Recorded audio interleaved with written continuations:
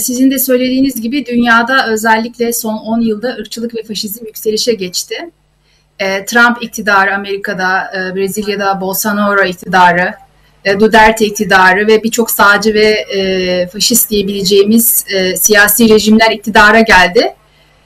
Bunun en önemli nedeni elbette ki kapitalizmin dünya genelinde girdiği krizdir. Kapitalizm krize girdiğinde genellikle egemen uluslar göçmenleri ya da o ülkelerde azınlık konumda olan diğer etnik grupları bir çeşit suçlu durumuna düşürürler.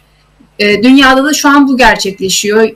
Hem Avrupa'da olsun hem de Amerika'da olsun ortaya çıkan ekonomik krizlerden göçmenler sorumlu tutuluyor. Türkiye'de de aynı dalga söz konusu. Fakat Türkiye'deki durum elbette ki çok bir düzeyde işliyor. Şu an kesildi mi bilmiyorum. Yok, şu an sesinizi alabiliyoruz. Kesildi mi bilmiyorum. Sesinizi alabiliyoruz değerli Gülistan. Yani şöyle söyleyelim, dünyada yükselen ırkçı söylemler, faşist söylemler Türkiye'ye elbette yansıdı. Fakat Türkiye'nin kendi içinde geçmişten getirdiği zaten ırkçı bir dalga var ve dünyada da bu var aslında.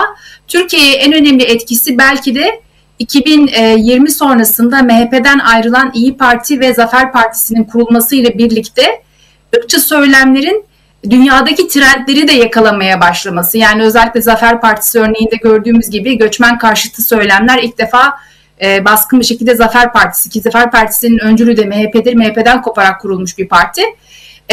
Dünyanın yani dünyadaki trendin en özgün etkisini Zafer Partisi üzerinden görüyoruz. Türkiye özelinde bir de şeyde görüyoruz. Sosyal medyada, bu konuya gireceğiz elbette. Kürt stereotiplerinin, yani ırkçı stereotiplerin, ırkçı söylemlerin çok daha fazla görünür olmasını da görüyoruz. Yani son dönemde dünyada olan trendlerden biri de bu. Bir de özellikle son 5 yılda İttihat ve Terakki söyleminin ya da işte talatçılık, İttihat Terakki'nin işte yöneticilerinin çok son derece kutsallaştırıldığını görüyoruz. Yani eskiden olan, yani Türkiye'de bugüne kadar gelen süreçte İttihat Terakki Partisi'nin liderleri MHP geleneği tarafından bu kadar çok yüceltilmiyordu örneğin. Ama son 5 yılda Talat Paşa posterleri, işte İttihat Terakki'nin yüceltilmesi, Ermeni soykırımının olumlanarak ya işte yaptık gene yaparız şeklinde, yani fütursuzca ve hatta Kürtlere karşı sosyal medyada İttihat Terakki'yi öne çıkaran, tehcir gelecek, yakında siz de yaşayacaksınız gibi bir takım söylemlerle bu tip açık ırkçılığın çok fütursuz bir şekilde dolaşıma sokulduğunu görüyoruz. Bu da yeni bir şey. Yani bundan bir 10 sene önce böyle söylemler yoktu Türkiye'de. Evet. Bir de şeyi de hatırlatalım. Samandağ'daki olayların hemen arkasından hemen birkaç gün sonra Mersin'de bir aileye piknik dönüşü bir saldırı oldu. Onun arkasından Niğde olayı geldi. Samandağ'daki olaydan önce de İstanbul'da piknik dönüşü Kürtçe müzik çaldığı için, hatırlarsanız. Yani aslında bunlar yani parça parça, yani belirli aralıklarla oluyor ve biz tabii ki hafızamızda hepsini tutamıyoruz. Fakat şunu söylemek lazım. Yapılan araştırmalara göre, akademik araştırmalara göre Kürtlere karşı ırkçı saldırılar 90'lardan itibaren artıyor. 2005 yılı kırılma noktası Türkiye. 2005'in şöyle bir önemi var. Bunun çok önemli. 2005 yılında tek taraflı ateşkesin bozulması var. 2004'te PKK'li Türk ordusu arasındaki ateşkesin bozulmasının ardından Mersin'de Ergenekon güçlerinin, Vatansever Güç Kuvvetleri Birliği'ydi galiba, onların bir provokasyonu var Nevroz'da. Bayrak yakma eylemi var, belki hatırlarsınız. Yani ben biraz tarihsel bakmak istiyorum meseleye. Bayrak yakma eyleminin ardından provokasyon olan çocuklara işte bayrak yakılması düzenlenmiş. Bunun ardından Genelkurmay'ın bir açıklaması var. Sözde vatandaş, yani Nevroz etkinliğine katılan Kürtlerin sözde vatandaş olarak tanımlanması var ve onun arkasından gelen, katlanan, yani 2-3 katına çıkan bir ırkçı dalgayı görüyoruz ve 2005'in ben bir milat olduğunu düşünüyorum. Akademik çalışmalar da bunu söylüyor. 2005'le beraber Kürtlere dönük bir organize saldırılar girişimleri oluyor. Yani yoğun bir şekilde belirli aralıklarla. Bunların bir kısmı organize, planlı ve günlerce süren, bir kısmı spontane, gündelik hayatta karşımıza çıkan, bir kısmı ise ikisi birlikte. Yani bu Kürt işçileri olan son dönemdeki saldırıların spontane olduğunu, yani bir organize, yani Mersin, Saman'da, yani içinde belki bir organize yapı da olabilir Antakya örneğinde. O henüz daha tam tartışılmaya açılmadı. Fakat Niğde'deki olay olsun, bu son olaylar daha spontane bir şekilde bireylerin kendi inisiyatif olarak anlık tepki vermesi meselesi. Burada hem spontane olan hem organize ve planlı olan ırkçı saldırılarda bizim önümüze çıkan en önemli konu, ki bunun barış sürecinde kesinlikle tartışılması gerekiyor. Türkiye tarihi boyunca ortaya çıkan bütün Kürtlere karşı ırkçı saldırının arkasından bir tane resmi kurumun ve bir tane devlet yetkilisinin bunu ırkçı saldırı olarak tanımladığı, etnik sahiplerle ortaya çıktığını olarak tanımladığı diye tanımlaması söz konusu değil. Genellikle uzun dönemli ve organize olan ırkçı saldırılarda devlet yetkilileri, kaymakamlar, bunlardan bahsediyorum, toplumun milli hassasiyetleriyle bunu açıklıyorlar. Yani örneğin planlı ve organize bir saldırıda 3 gün süren bir saldırından kaymakam, tabii ki işte doğulu vatandaşlarımızın hepsi bir değil, işte aralarında iyileri de var, kötüleri de var, bunu genele yaymamak lazım, ama toplumun da bir hassasiyeti var. Yani toplumun hassasiyeti şeklinde çerçevelenen bir şiddet döngüsünden bahsediyoruz. Niğde'deki olaya da bakarsanız, yani orada mesela bu tip olaylarda bizim için önemli olan şu olmalı: arkasından nasıl açıklamalar yapılıyor? Bu olayda da Niğde Valiliğiydi galiba. Yaptığı açıklama meselenin, ben buna baktım biraz önce, yaptığı açıklama meselenin etnik sahikle olmadığı, tamamen bireysel bir çatışmadan kaynaklandığı, yani bireylere indirgen, bireylerin toplumsal alanda yaşadığı sorunların bir saldırıya dönüştüğü üzerinden. Biz eğer barış sürecinden bahsediyorsak, en önemli olarak birlikte yaşamaktan bahsediyorsak, bu saldırıların ırkçı sahikle anti-Kürt saldırılar olduğunu konuşabiliyor olmamız lazım. Neden anti-Kürt? Çünkü işçilere saldırılırken Kürt kimlikleri üzerinden aşağılanıyorlar. Ya da bir anda mesele kişisel bir mesele birden etnik bir meseleye dönüşüyor. Örneğin şuradan örnek vermek istiyorum. Orada işçilere bir saldırı oluyor. O saldırının arkasından bir kişi yaralanıyor Niğde örneğinde.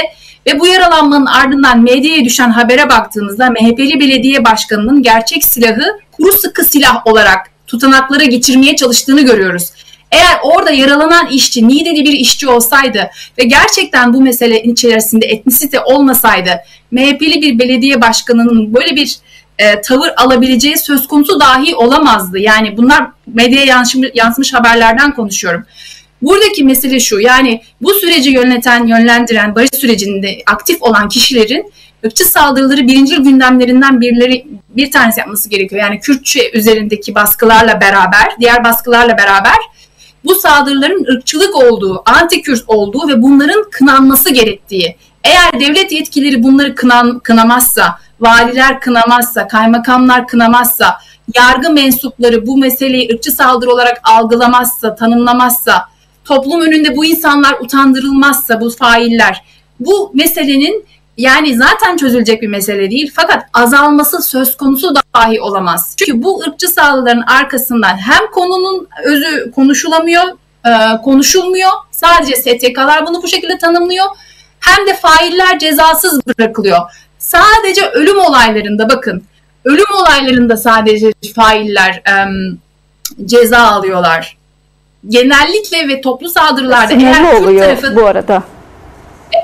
Yani ölüm olayı varsa, aynen, ölümle sınırlı kalıyor. Mesela Sakarya'da 2018'de Kadir Sakçı öldürüldü. Kürdüm dediği için, yani fail ona diyor ki sen Kürt müsün diyor, o da Kürdüm diyor. Kürdüm dediği için öldürülüyor. Sonrasında Kadir Sakçı tamam ceza aldı. Şirin Tosun da aynı şekilde 2019 yılında 21 plakalı el sallıyor Sakarya'da. Tek yaptığı şey bu, bakın. Tek yaptığı şey 21 plakalı araca el saldırmak. Bunu gören fail, ismini unuttum, o kişi Şirin gelirken onu ve arkadaşını silahla vuruyor. O sırada içki içiyorlar galiba. Ben örneğin mahkemesine katıldım. Şirin Tosun'un mahkemesine katılma şeyinde bulundum. Fırsatı edindim. Orada fail kendisini savunamıyor. Yani iddia makamı Diyarbakır Barosu bu meselenin mahkemeye şey olarak sunuyorlar. Bu bir ırkçı saldırı, ırkçı sahip yapılmıştır, anti-Kürt bir saldırıdır diye yapıyorlar. Fail ise diyor ki biz kız aldık, kız verdik. Benim Kürt işçilerim de var. Benim işte bilmem kimim de Kürt. Yani meseleyi yani o zaman neden bu çocuğu öldürdün? Hiçbir aranda ilişki yok. Yani anlatabiliyor muyum? Bunun adı konmuyor ve mahkeme de bunu bu şekilde tanımlamıyor. Bunun ırkçı sahipliğiyle işlenmiş cinayet olduğu Türk yargısı tarafından adlandırılmıyor. Bir şey daha söyleyebilir miyim? Türkiye tarihinde ırkçılık, bakın ağırlıklı olarak sadece bir tane şey var, istisnası var. Bir istisna dışında onu da söyleyeceğim. Irkçılık sadece Kürtçülüğe eşitlenmiştir. Yani Kürtçülük eşittir ırkçılıktır. Kürtlerin Yargıtay kararlarına bakarsanız, Derya Bayır'ın kitabı var, azınlık hukukta azınlıklarla ilgili, ismini unuttum kitabın. Derya Bayır'ın kitabında bunu ele alıyor. Yargıtay kararlarına baktığınızda Kürt siyasi partileri, Kürt taleplerini dile getiren partiler ırkçılık yapmakla suçlanıyor. Tek istisna, Türk hukuk tarihinde tek istisna, 1944'teki adamın ismini unuttum. Çok ünlü bir adam. İsmini unuttum. Çok ünlü bir ırkçı Türkiye'nin. Atsız, Nihal Atsız. Nihal Atsız davasına karşı ırkçılık, Turancılık davası açılıyor. O da işte 2. Dünya Savaşı konjonktüründe CHP ile Kemalistlerle Atsızlar arasındaki bir çekişmenin sonucunda bu açılıyor. Nihal Atsız dışında bakın ırkçılıktan yargılanan kimse yok Türkiye'de. Yani bu korkunç bir şey. Şu an Kürtler ölüm tehdidi altındadır. Yani Kürt işçiler yazın artan saldırıları görüyoruz. Yazın Türk şehirlerine giden Bursa, Sakarya, Mersin, Niğde, her taraf, yani bütün o şehirlere pancar toplamaya, fındık toplamaya ya da inşaatlarda çalışmaya giden Kürtler ölüm tehdidi altında. Bakın ben abartmıyorum, yani provokasyon yapmıyorum. Çünkü elimizde veriler var. Ölen insanlar var. Irkçılığa dair literatür aslında son dönemde bunu ırkçılığı ekonomik ilişkilerle de ilişkilendiriyor. Eskiden ırkçılık ideolojiyle ilişkilendiriliyordu daha çok. Daha sonra kurumsal bir arka planı olduğu açığa çıktı. Ve şimdi artık Amerikalı 2 tane sosyolog var, Michael Omi ve Winant diye. Howard Winant, Amerika'daki üniversitede hocalar bunlar. Bir de Bonilla Silva var ve buna benzer akademisyenler var. Onlar diyorlar ki ırkçılık bir sistemdir, bir formasyondur ve kaynakların nasıl dağıldığına dair bir sistemdir. Yani kültürel kaynaklar, ideolojik kaynaklar, siyasi kaynaklar, ekonomik kaynaklar, bütün kaynakların, verili kaynakların devlet tarafından farklı etnik ya da ırksallaştırılmış, renk üzerinden de insanlar tanımlanabilir, dil üzerinden de, mezhep üzerinden de, Türkiye örneğinde etnisite üzerinden kaynakların eşit şekilde dağılmasını devletin etnisite üzerinden, Türkiye özelinde yönetmesidir. Yani her ne kadar Kürtler Türkiye Cumhuriyeti vatandaşı olsa da kaynaklara Türklerle eşit bir şekilde ulaşamamaktadırlar. Çünkü ulaşabilmeleri için birçok mekanizmayı alt etmeleri gerekiyor. Örneğin sermaye kaynaklarına, kredi kaynaklarına Kürt burjuvasinin, Kürtlerin ulaşması gerekiyor.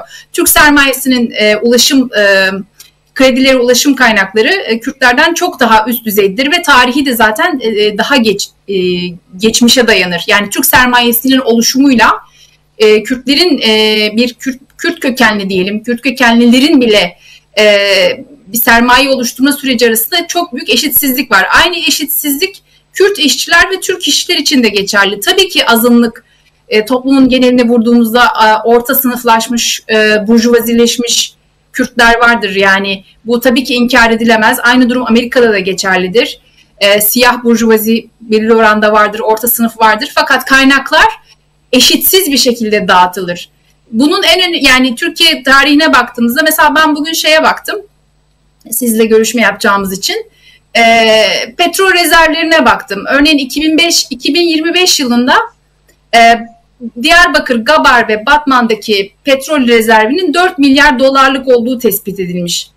Bu bölgede, yani Gabar, Batman, Diyarbakır bölgesindeki yıllık petrol üretimi 3,7 milyar dolar.